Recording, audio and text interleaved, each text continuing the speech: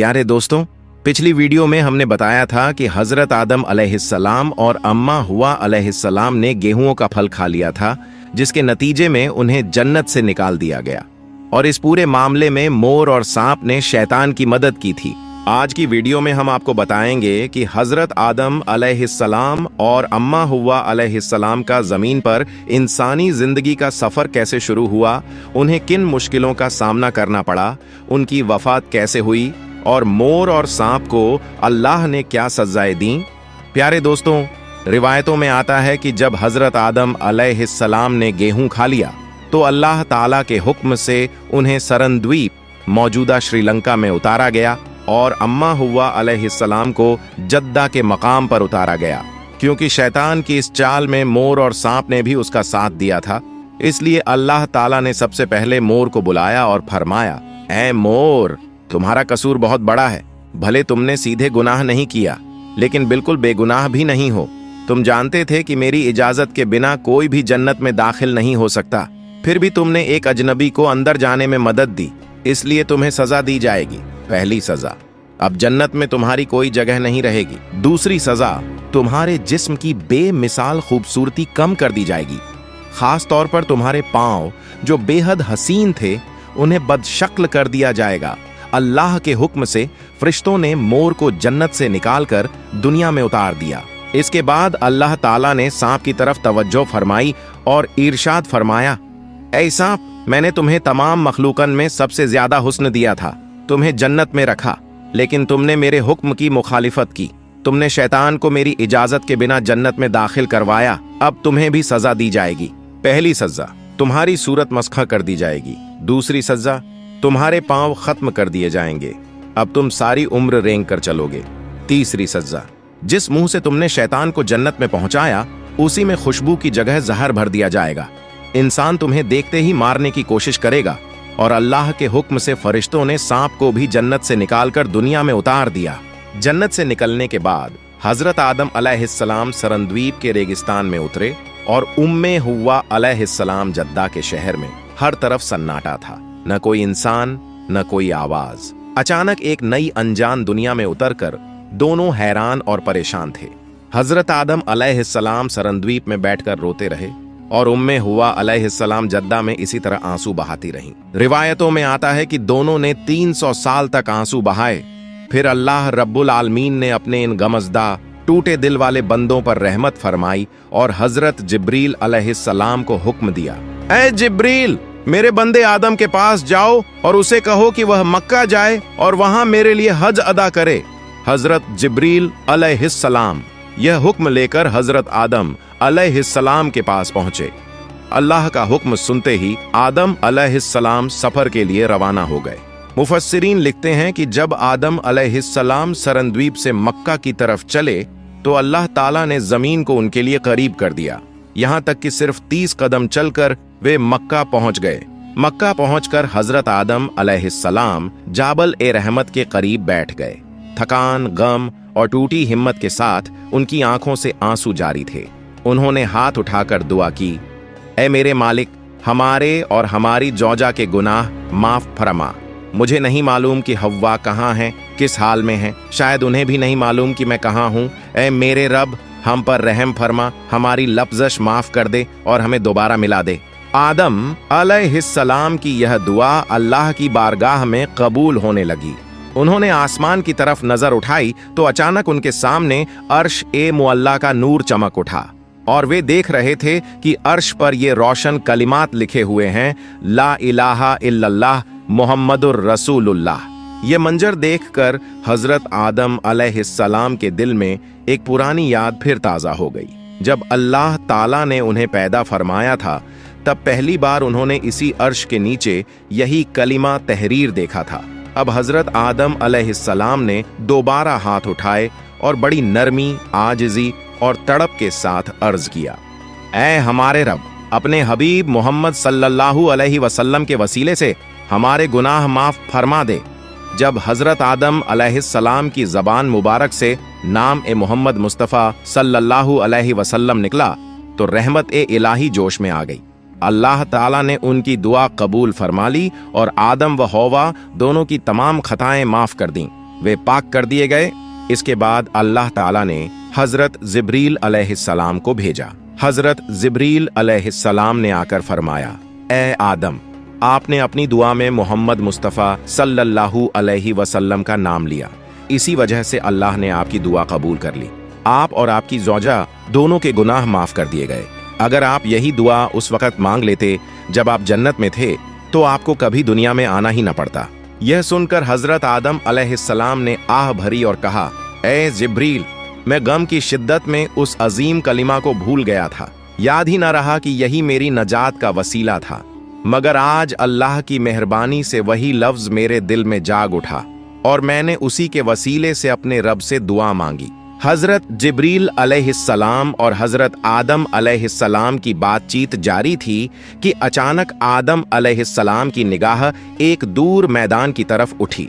वहां से जद्दा की जानिब से उम्मे हव्वा अलैहिस्सलाम कदम बढ़ाती हुई आती दिखाई दी। यह मंजर देखते ही हजरत आदम अलैहिस्सलाम बैठे नहीं रह सके। वे दौड़ते हुए आगे बढ़े और आने वाली हस्ती को अपने गले से लगा लिया। दोनों झारो कतार रोने लगे। 300 साल बाद इस मुलाकात का मंजर क्या ही अजीब और दिल को हिला देने वाला था। उम्मे हव्वा अलैहिस्सलाम भी अपने शौहर को पाकर बेइख्तियार रो पड़ी। उनकी आंखों में बेहिसाब राहत और बेमिसाल सुकून था। उनकी दुआएं, उनकी आहें सब आंसुओं के साथ टूटकर बारगाह ए इलाही में पहुंच गईं। फरिश्ते भी यह मंजर देख रहे थे। उनका दिल भी भर आया। वे भी इस रूहानी लम्हे में शरीक हुए और दिल ही दिल में अल्लाह का शुक्र अदा करने लगे। अल्लाह की मेहरबानी के बाद हजरत आदम अलैहिस्सलाम को कुछ सुकून मिला, मगर दुनिया की जिंदगी आसान न थी। हजरत आदम अलैहिस्सलाम और उम्मे हव्वा अलैहिस्सलाम खाने पीने और गुजर बसर के लिए सख्त मशक्कत करते थे।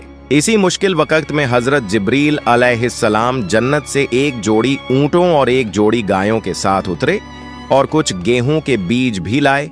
उन्होंने कहा, ए आदम, इन्हीं से तुम अपनी रोजी का बंदोबस्त करोगे। ऊंटों से जमीन जुतवाओ, गेहूं बो। हजरत आदम अलैहिस्सलाम ने अर्ज किया, हम तो कुछ नहीं जानते कि यह सब कैसे किया जाए। हजरत जिब्रील अलैहिस्सलाम मुस्कुराकर बोले, फिक्र न करो, मैं तुम्हें सब सिखा दूंगा। फिर उन्होंने खेती बाड़ी का तरीका सिखाया, ऊंट से हल चलाना, बीज बोना, पानी देना, सब कुछ। गेहूं का बीज जमीन में डालने के सिर्फ 7 घंटे बाद हजरत आदम अलैहिस्सलाम ने हरी भरी फसल पाली। फिर उन्हें भूसी अलग करने, दाना पीसने और उसे आटा बनाने का तरीका बताया गया। उम्मे हव्वा अलैहिस्सलाम को रोटी गूंधने और पकाने का तरीका सिखाया गया। लेकिन एक मसला था, आग मौजूद न थी।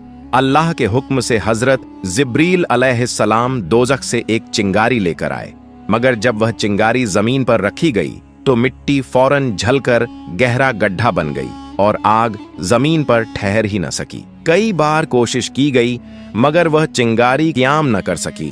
तब अल्लाह ताला ने फरमाया, ए जिब्रील, यह आग जमीन पर तब तक करार नहीं पकड़ेगी जब तक इसे रहमत की नदी में न धो दिया जाए। चुनांचे हजरत जिब्रील अलैहिस्सलाम ने उस चिंगारी को 7 बार रहमत की नदी में धोया। फिर जब उसे जमीन पर रखा गया तो वह नरम, मुतवाजिन और अपनी असल हरारत के साथ ठहर गई। अब वह रोटी पकाने के काबिल हो चुकी थी। यूं अल्लाह ताला की रहमत, फरिश्तों की मदद और हिदायत के जरिया हजरत आदम अलैहिस्सलाम और उम्मे हव्वा अलैहिस्सलाम ने जिंदगी का पहला रोजगार और पहला मुकाम ए माश सीख लिया। यही वह बुनियाद थी जिस पर इंसान का सफर आगे बढ़ा। दूसरी तरफ शैतान दुनिया में रहकर भी हजरत आदम अलैहिस्सलाम को दोबारा नुकसान पहुंचाने में कामयाब न हो सका। जब जब उसने धोखा देने की कोशिश की, हर बार खुद ही परेशानी में पड़ गया। आखिरकार अल्लाह ताला ने हजरत आदम अलैहिस्सलाम और उम्मे हव्वा अलैहिस्सलाम को हुक्म दिया कि अब इत्मीनान और सुकून के साथ जमीन पर रहें। दोनों ने हुक्म ए इलाही के मुताबिक वहीं क़याम किया और वहीं से उनकी नस्ल का सिलसिला शुरू हुआ। अल्लाह के निज़ाम ए कुदरत के तहत उम्मे हव्वा अलैहिस्सलाम हर हमल में 2 बच्चे जनती, एक बेटा और एक बेटी। हिकमत ए इलाही यह थी कि एक जोड़े का बेटा दूसरे जोड़े की बेटी से और दूसरे जोड़े का बेटा पहले जोड़े की बेटी से निकाह करता। पहला जोड़ा पैदा हुआ, उसके बेटे का नाम काबील और बेटी का नाम इकलीमा था। इकलीमा बेहद खूबसूरत और हुस्नो जमाल में बेमिसाल थी। दूसरा जोड़ा पैदा हुआ, उसमें बेटा हाबील और बेटी सज्जा थी। सज्जा इकलीमा जितनी हसीन न थी। यूं उम्मे हुव्वा अलैहिस्सलाम हर साल एक एक जोड़ा पैदा करती रहीं। रिवायतों में आता है कि हजरत आदम अलैहिस्सलाम और उम्मे हुव्वा अलैहिस्सलाम की 180 जोड़े औलाद पैदा हुई। जब पहले 2 जोड़े जवान हुए तो अल्लाह ताला का हुक्म नाजिल हुआ कि उनके निकाह कर दिए जाए। हजरत आदम अलैहिस्सलाम ने दोनों को बुलाया और फरमाया, अल्लाह ताला के हुक्म के मुताबिक अब तुम्हारा निकाह होगा। तरीका यह है कि पहले जोड़े का बेटा दूसरे जोड़े की बेटी से और दूसरे जोड़े का बेटा पहले जोड़े की बेटी से निकाह करेगा। यानी काबील का निकाह सज्जा से और हाबील का निकाह अकलीमा से होगा।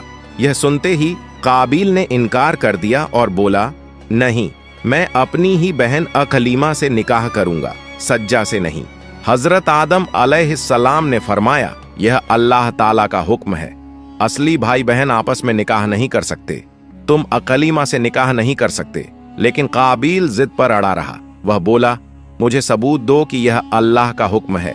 मैं किसी सूरत सज्जा से निकाह नहीं करूंगा। आखिरकार हजरत आदम अलैहिस्सलाम ने फैसला फरमाया कि दोनों अल्लाह के नाम पर कुर्बानी पेश करें और फरमाया, जिसकी कुर्बानी अल्लाह ताला कबूल करेगा वही हकदार ठहरेगा। उस जमाने में कुर्बानी इस तरह होती थी कि जब कोई चीज अल्लाह की राह में पेश की जाती तो आसमान से आग उतरकर उसे जला देती। यह निशानी होती कि कुर्बानी कबूल हो गई। अगर आग न उतरती तो मतलब होता कि अल्लाह ने उसे कबूल नहीं किया। हजरत आदम अलैहिस्सलाम के फैसले के मुताबिक दोनों भाई अपनी अपनी कुर्बानी ले आए।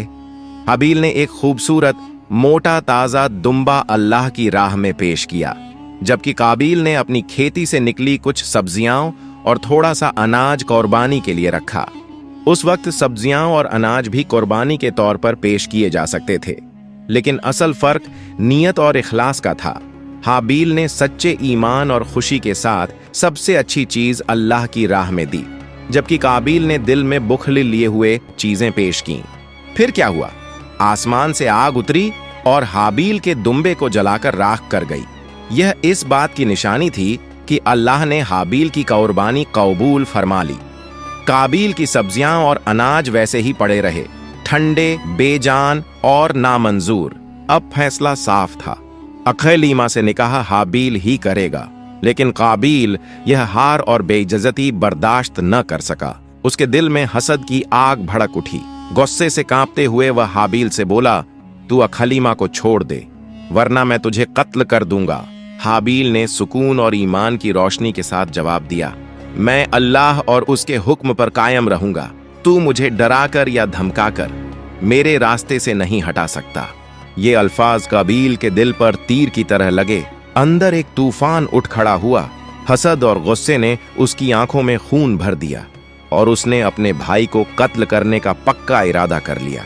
उधर हजरत आदम अलैहिस्सलाम और उम्मे हव्वा अलैहिस्सलाम काबा की जियारत के लिए मक्का की तरफ रवाना हो गए थे और इधर काबील को मौका मिल गया। शैतान ने देखा कि इंसान के दिल में दोबारा जगह बनाने का वक्त आ गया है। उसने काबील के दिल में वसवसा डालना शुरू कर दिया। शैतान ने काबील के दिल में यह बातें डालीं, अल्लाह ने तेरे भाई की कुर्बानी कबूल कर ली और तेरी क्यों नहीं, वह तुमसे बेहतर है, लोग उसे ज्यादा पसंद करेंगे। अगर हाबील न रहे तो सब कुछ तेरा हो जाएगा। ये ख्याल बार बार काबील के दिल में डाले जाते रहे, यहाँ तक कि उसके दिल में हाबील के लिए नफरत पैदा हो गई और उसने अपने भाई हाबील को कत्ल करने का इरादा कर लिया।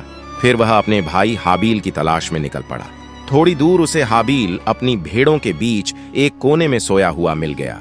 काबील धीरे धीरे एक भारी पत्थर उठाए उसके करीब पहुंचा। फिर अचानक पूरी ताकत से पत्थर हाबील के सर पर दे मारा। हाबील एक चीख के साथ उठ बैठा, मगर काबील ने दूसरा वार किया और सब कुछ खामोश हो गया। जमीन पर पहला इंसान कत्ल हुआ। इंसान का पहला खून बहा। हाबील अब इस दुनिया में न रहा। काबील के हाथ कांप रहे थे, दिल दहल रहा था, मगर अब बहुत देर हो चुकी थी। वह घबराकर सोचने लगा, अब मैं क्या करूं? इसके जिस्म का क्या होगा? अगर लाश ऐसे ही पड़ी रही तो सबको पता चल जाएगा। वह परेशान होकर रोने लगा। उसी वक्त उसने देखा कि दो कौए आपस में लड़ रहे हैं। एक कौवा दूसरे को मार डालता है, फिर जमीन खोदकर एक गड्ढा बनाता है और मरे हुए कौए को उसमें रखकर मिट्टी से ढांप देता है।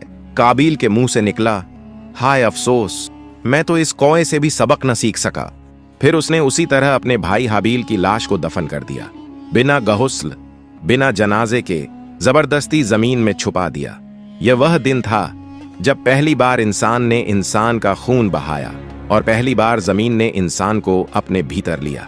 कई मुफस्सिरीन लिखते हैं कि वे दोनों कौए दरअसल फरिश्ते थे, जिन्हें अल्लाह ने इंसान को दफन का तरीका सिखाने के लिए भेजा, क्योंकि उससे पहले दुनिया में न मौत का तजुर्बा था न दफन का। काबिल ने हसद और तकब्बुर में अपने भाई हाबील को कत्ल कर दिया। उसके बाद उसके दिल में डर, शर्मिंदगी और बेचैनी घर कर गई। वह अपनी सारी जिंदगी इसी खौफ के साथ गुजारता रहा। वह अकलीमा के पास भी न जा सका, न उसके साथ कोई रिश्ता कायम कर सका, क्योंकि हर कदम पर उसे अपने जुर्म का एहसास और हाबील की याद सताती रहती थी। हर रात वह खौफनाक ख्वाब देखता, दिन में भी डर उसकी रगों में दौड़ता रहता। आखिरकार पछतावे और डर ने उसके दिल पर ऐसा बोझ डाला कि एक दिन अल्लाह ताला का अजाब उसे घेर लिया और वह दुनिया से चला गया, अकेला, टूटा हुआ और अपने ही जुर्म के बोझ तले दबा हुआ। उसकी कहानी कयामत तक के लिए सबक बन गई कि जुल्म और कत्ल का अंजाम हमेशा दर्दनाक होता है। उधर हजरत आदम अलैहिस्सलाम और उम्मे हौवा अलैहिस्सलाम हज अदा करके अपने वतन लौटे तो देखा हाबील कहीं नजर नहीं आ रहा। हजरत आदम अलैहिस्सलाम और उम्मे हौवा अलैहिस्सलाम बेचैन हो गए, क्योंकि हाबील उनका सबसे प्यारा बेटा था, नम्र, सच्चा, बहादुर और फरमानबरदार। जब वह नहीं मिला तो दोनों का दिल टूट गया, लेकिन किसी को भी काबिल पर गुमान न गया, क्योंकि वह शुरू से नाफरमान और बदचलन था, न इबादत करता न आदर। दोनों अपने प्यारे बेटे की तलाश में दीवानेवार निकल पड़े। धरती का कोई कोना ऐसा न था जहां वे न गए हों। तभी अल्लाह के फरिश्ते हजरत जिब्रील अलैहिस्सलाम आए। उन्होंने दोनों की रोती और टूटी हुई हालत देखी तो दिल पिघल गया।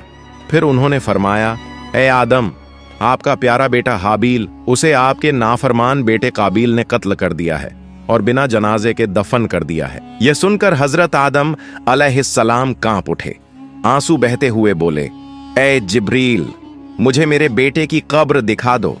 जिब्रील अलैहिस्सलाम उन्हें लेकर हाबील की कब्र तक पहुंचे। यही थी हाबील की आखिरी आरामगाह। हजरत आदम अलैहिस्सलाम और उम्मे हौवा अलैहिस्सलाम वहां खड़े हुए जोर जोर से रोए, बहुत देर तक। फिर हजरत आदम अलैहिस्सलाम ने गम से गिरते हुए कब्र खोदी, हाबील के जिस्म को निकाला और एक संदूक में रखकर घर ले आए। हर रोज वह संदूक खोलते, हाबील के चेहरे को देखते, आंसू बहाते, दिल तड़प उठता और आंखें भर आती। फिर एक दिन जिब्रील अलैहिस्सलाम फिर तशरीफ लाए। उन्होंने कहा, ए आदम, लाश को ऐसे घर में रखना अल्लाह ताला के कानून के खिलाफ है। अल्लाह की रजा के लिए इसे दफन कर दीजिए। तब हजरत आदम अलैहिस्सलाम ने अपने तमाम बेटों को बुलाया, दोबारा जनाजा पढ़ा और अपने घर के एक हिस्से में हाबील को दफन कर दिया। हाबील की मौत के बाद हजरत आदम अलैहिस्सलाम अक्सर चुप चुप रहने लगे, दिल गम से भरा रहता। वह हर रोज हाथ उठाकर दुआ करते, ए अल्लाह, मुझे एक ऐसा बेटा अता फरमा जो हाबील की तरह नेक हो, सच्चा हो और तेरी इबादत करने वाला हो। एक रात जब पूरी धरती खामोश थी, आसमान से रहमत का नूर उतरा। अल्लाह ताला ने आदम अलैहिस्सलाम के दिल में इल्हाम किया, ऐ आदम, तुम्हारी दुआ कबूल हो गई, तुम्हें एक बेटा दिया जाएगा, पाक, सालेह और नूर वाला। कुछ दिन गुजरे, उम्मे हौवा अलैहिस्सलाम ने एक बच्चे को जन्म दिया, हजरत आदम अलैहिस्सलाम ने। जब पहली बार उस बच्चे को देखा तो उनके चेहरे पर हैरत और मोहब्बत की लहरें फैल गईं। बच्चे के चेहरे पर नूर था, उसका अस्तित्व इतना पाक था कि जैसे उसके अंदर अल्लाह की कोई खास रहमत छुपी हो। आदम अलैहिस्सलाम ने उसे अपनी गोद में उठाया, सीने से लगाया और कहा, यह बच्चा अल्लाह की ओर से एक तोहफा है, एक नेमत, एक अनमोल अतिया। और उन्होंने उसका नाम रखा शीश, यानी अल्लाह का दिया हुआ तोहफा। इस नाम के साथ ही आदम अलैहिस्सलाम के दिल में वह सुकून उतर आया जो हाबील के बाद खो गया था। उसी समय अल्लाह की तरफ से इल्हाम हुआ, ए आदम, ये तुम्हारा वारिस है, इसकी नस्ल में नबी होंगे, नूर होगा, हिदायत होगी, इसी के जरिए जमीन पर भलाई फैलाई जाएगी। आदम अलैहिस्सलाम ने शुक्र में सजदा किया। उन्होंने अपने बेटे के माथे पर हाथ फेरा तो वहां हल्की सी नूरानी लकीर चमक रही थी, वही नूर जो आगे चलकर हजरत नूह अलैहिस्सलाम, इब्राहीम अलैहिस्सलाम, इस्माइल अलैहिस्सलाम और आखिर में हजरत मोहम्मद तक पहुंचा। हजरत शेष अलैहिस्सलाम बड़े होते गए और बहुत अकीलमंद, नर्म दिल और नेक बनने लगे। वह हमेशा अल्लाह के जिक्र में मशगूल रहते और अपने वालिद हजरत आदम अलैहिस्सलाम की हर बात मानते। आदम अलैहिस्सलाम उन्हें नसीहत करते, अच्छे आमाल सिखाते और शेष अलैहिस्सलाम हमेशा उनकी हिदायत के मुताबिक अमल करते। वक्त गुजरता गया और हजरत आदम अलैहिस्सलाम की उम्र बढ़ गई। जब वह बीमार हुए तो उन्हें मालूम था कि उनका वक्त करीब आ चुका है। उन्होंने अपने बेटे हजरत शेष अलैहिस्सलाम को बुलाया और फरमाया, ऐ मेरे बेटे, मैं तुम्हें अपना इल्म, अपनी नसीहतें और अल्लाह की इबादत के तरीके सौंप रहा हूँ। तुम मेरे बाद लोगों को हिदायत देना और उन्हें अल्लाह की राह सिखाना। हजरत शेष अलैहिस्सलाम ने अदब के साथ यह वसीयत सुनी और वादा किया कि वह हमेशा अल्लाह की रजा के लिए अमल करेंगे। आदम अलैहिस्सलाम ने उन्हें दुआ दी और उनकी पेशानी पर हाथ रखा ताकि अल्लाह की रहमत और हिदायत उन पर हमेशा कायम रहे। हजरत आदम अलैहिस्सलाम लगभग 1200 साल जिंदा रहे। उनके 250 से 300 से ज्यादा बेटे और बेटियां पैदा हुए। उन्होंने अपने तमाम बच्चों को दुनिया और आखिरत की तालीम दी। सिर्फ काबील ही रास्ते से भटका, बाकी सभी मोमिन और नेक थे। फिर वह दिन आया जब हजरत आदम अलैहिस्सलाम की रूह अपने रब के पास लौट गई। हजरत शेष अलैहिस्सलाम ने अपने वालिद का गुस्ल किया, उन्हें दफन किया और जनाजे की नमाज पढ़ाई। उस दिन से हजरत शेष अलैहिस्सलाम आदम अलैहिस्सलाम के बाद उनके सच्चे जानशीन और कौम के रहनुमा बन गए। प्यारे दोस्तों, अगर आपको मेरी वीडियो पसंद आई हो तो मेरी वीडियो को लाइक करें और मेरे चैनल को सब्सक्राइब करें। मिलते हैं अगली वीडियो में। फई अमानिल्लाह।